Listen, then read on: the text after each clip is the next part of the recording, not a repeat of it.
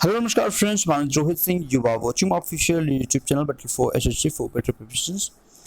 GK का महामैराथन में हम लोग करेंगे आज प्रीवियस क्वेश्चंस हैं जीएस के कुछ, और आप भी देखेंगे कि आपके जीएस कितना स्ट्रांग तैयार हो चुका है बीएड एंट्रेंस एग्जामिनेशंस के लिए। जितने क्वेश्चंस आप करेक्ट करते हैं आप लोग कमेंट करेंगे कि आपका कितना सही हुआ है। तो आइए देखते हैं क्वेश्चन नंबर 26। सबसे पहले ये पूछ रहा है आपसे एफडीआई क्या होता है या इसका संक्षिप्त रूप क्या है, फुल फॉर्म क्या होता है एफडीआई। इसका फुल फॉर्म होता है एफ फॉर होता है foreign, D for direct, I for investment, foreign direct investment. ठीक है, प्रत्यक्ष भाई डायरेक्ट को क्या बोलते हैं प्रत्यक्ष, और इनडायरेक्ट को अप्रत्यक्ष बोलते हैं। तो प्रत्यक्ष विदेशी निवेश, भाई एफडीआई का मतलब होता है प्रत्यक्ष विदेशी निवेश। एफडीआई कौन करता है? ये एक व्यक्ति कर सकता है, इंडिविजुअल व्यक्ति कर सकता है, या कंपनी द्वारा किसी देश में व्यवसायिक मतलब बिजनेस के लिए और कोई संपत्ति के लिए निवेश करना किसी दूसरे देश में, उसको बोलते हैं भाई एफडीआई। ठीक है, प्रत्यक्ष फॉरेन डायरेक्ट इन्वेस्टमेंट। लिख सकते हैं किस स्थिति में वेतन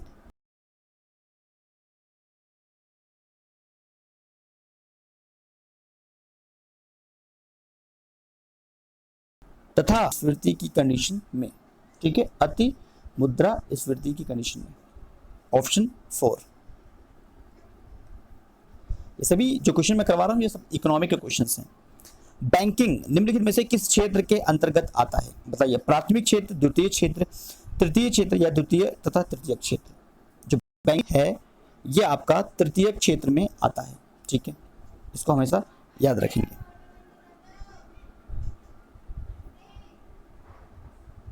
लिख सकते हैं निम्नलिखित में से कौन सा अल्प अधिकार की एक सामान्य विशेषता है? अल्प अधिकार की एक सामान्य विशेषता क्या है? इसकी एक सामान्य विशेषता है अल्प विक्रेता और अधिक क्रेता। ठीक है, अल्प थोड़े मात्रा में विक्रेता और अधिक मात्रा में क्या हो? क्रेता हो।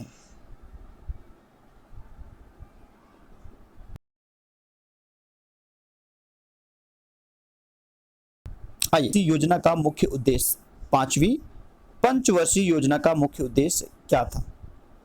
पांचवी पंचवर्षीय योजना का मुख्य उद्देश्य था, इस क्वेश्चन को आप लोग हमेशा याद रखना। पांचवी जो पंचवर्षीय योजना था उसका जो मुख्य उद्देश्य था ये था गरीबी उन्मूलन तथा आत्मनिर्भरता की प्राप्ति करना। तो जो पांचवी पंचवर्षीय योजना जो स्टार्ट हुआ था ये 1974 की बात है, 1974 से 1978 की बात है। तो 74-78 की बात है। तो मुख्य उद्देश्य था रोजगार स्तर में वृद्धि करना, गरीबी को कम करना, आत्मनिर्भरता बढ़ाना। ठीक है, तो गरीबी उन्मूलन इट मीन्स कि गरीबी हटाओ।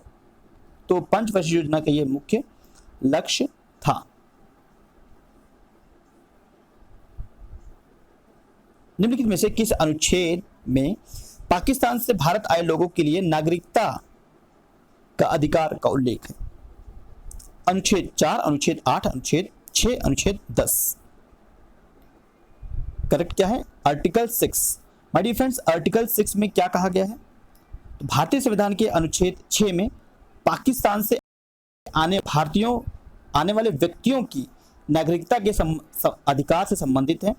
इस अनुच्छेद में यह वर्णन किया गया है कि 19 जुलाई 1948 से पहले भारत से पाकिस्तान में प्रवेशन किया तो उस व्यक्ति को भारत का नागरिक माना जाएगा।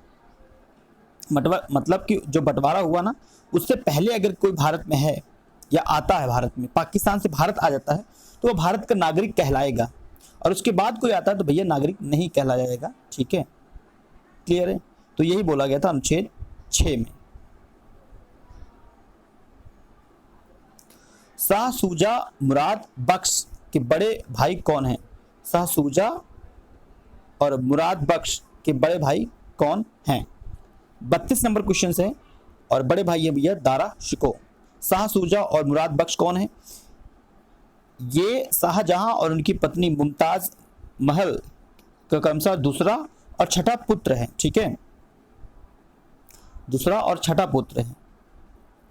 इनका तीसरा पुत्र कौन था? तीसरा, थर्ड नंबर का औरंगजेब, सबसे खतरनाक औरंगजेब था।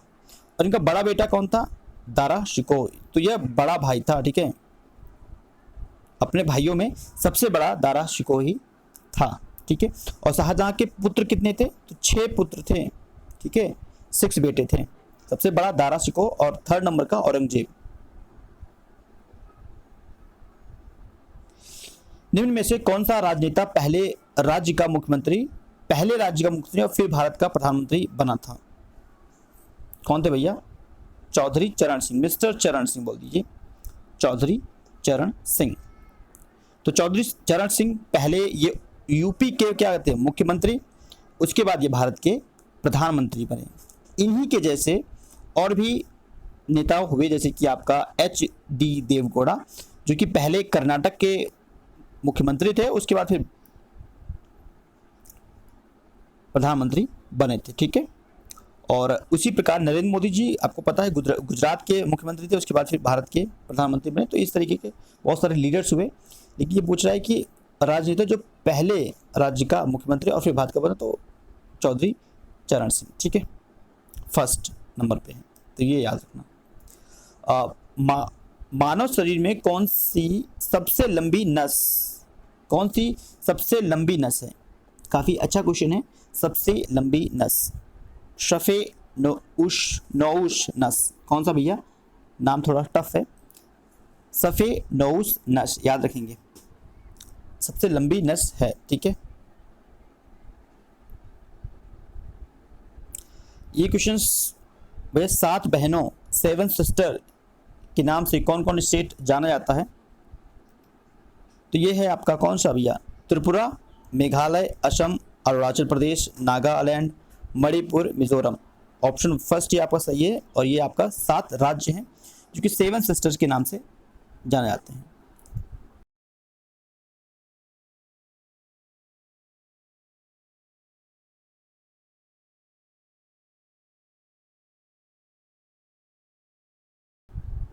सेवन प्रतिशत इन्हीं का क्षेत्र है, ठीक है, 7% में फैला हुआ है। नेक्स्ट करते हैं, भारत में सबसे बड़ा वन्य जीव अभयारण्य निम्न में से किस जानवर के लिए है? सबसे बड़ा वन्य जीव अभयारण्य निम्न में से किस जानवर के लिए है? ऑप्शन फर्स्ट देख रहे हैं, भारतीय जंगली गधा, ठीक है, भारतीय जंगली गधा। यह अभयारण्य कहाँ पे है? यह राजस्थान, गुजरात में है, गुजरात के कक्ष में है, ठीक है। सबसे बड़ा जो अभयारण्य है ये आपका गुजरात के कक्ष में है। क्लियर है?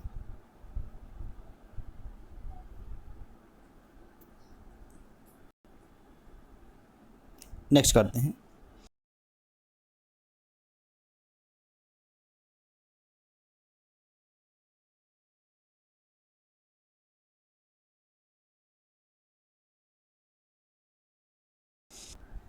क्वेश्चन थोड़ा सा आगे निकल गया। ये क्वेश्चन ये था 41। निम्न में से गरीबी हटाओ, ये क्वेश्चन अभी मैंने किया था, गरीबी हटाओ को नारा और 1971 के आम चुनाव में कांग्रेस का नेतृत्व करते हुए उसे विजय दिलाई। गरीबी हटाओ देश बचाओ 1971 के चुनाव में इंदिरा गांधी का प्रमुख क्या था भैया? स्लोगन था। क्या था? स्लोगन था किसका? इंदिरा गांधी जी का। और बाद में फिर इनके बेटे राजीव गांधी जी का भी यही स्लोगन था। आइए 42 निम्न में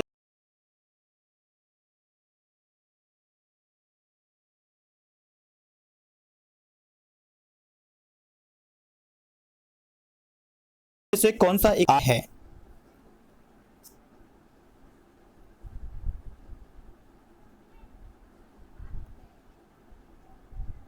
नेक्स्ट 43 निम्न में से कौन सा पौराणिक महाकाव्य गुरु गोविंद सिंह द्वारा दोबारा लिखा गया?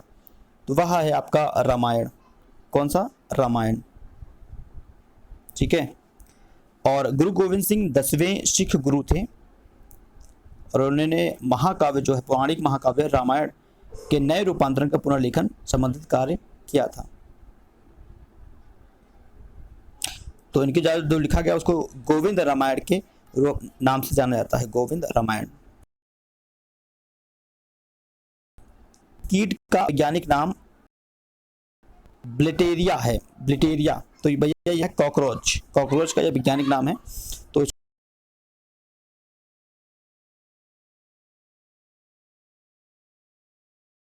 याद कर लेना। पास है जहां पर मोटर वाहनों द्वारा पहुंचा जा सकता है। 45 का राइट आंसर है आपका खरडुंग लॉ। ठीक है, खरडुंग लॉ।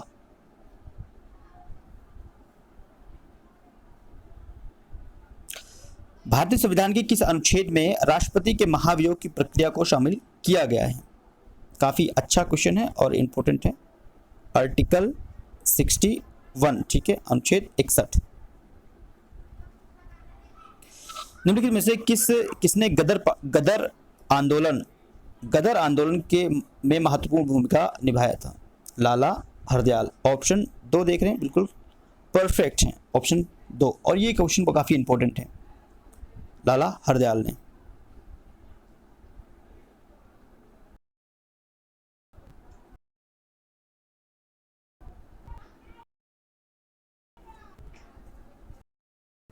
नामक पुस्तक किसने लिखा है? एग्जाइल नामक पुस्तक किसने लिखा?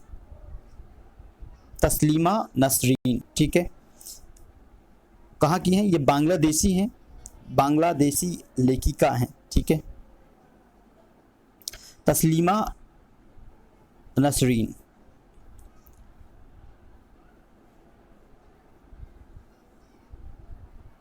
नेक्स्ट करते हैं। पाकिस्तान ने ग्वादर बंदरगाह को किस देश की राज्य द्वारा संचालित संस्थानों को 40 वर्षों के लिए पट्टे पर दिया?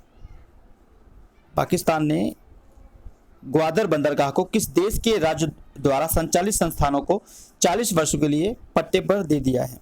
अब पाकिस्तान कर ही क्या सकता है, चीज़ों को बेचता है, अपनी चीज़ों को बेचता है। तो वो दे दिया भैया किसको? चीन को। बाद में चीन क्या करेगा? पूरा हड़प लेगा। आइए नेक्स्ट करते हैं। निम्न में से कौन सी काल्पनिक रेखा 0 अंश पर स्थित है? तो भूमध्य रेखा है। ठीक है, ऑप्शन फर्स्ट। एंड यहाँ पर आपका क्वेश्चन फिनिश होता है, ऑल क्वेश्चंस। चैनल पर पहली बार आए हैं, डेफिनेटली आप चैनल को सब्सक्राइब कर सकते हैं, इस वीडियो को लाइक कर सकते हैं, शेयर कर सकते हैं दोस्तों के साथ, और कमेंट करना न भूलें कि आपका कितना क्वेश्चन बन गया है। ठीक है, thank you for watching this video. Next video फिर से मिलते, तब तक के लिए धन्यवाद फ्रेंड्स।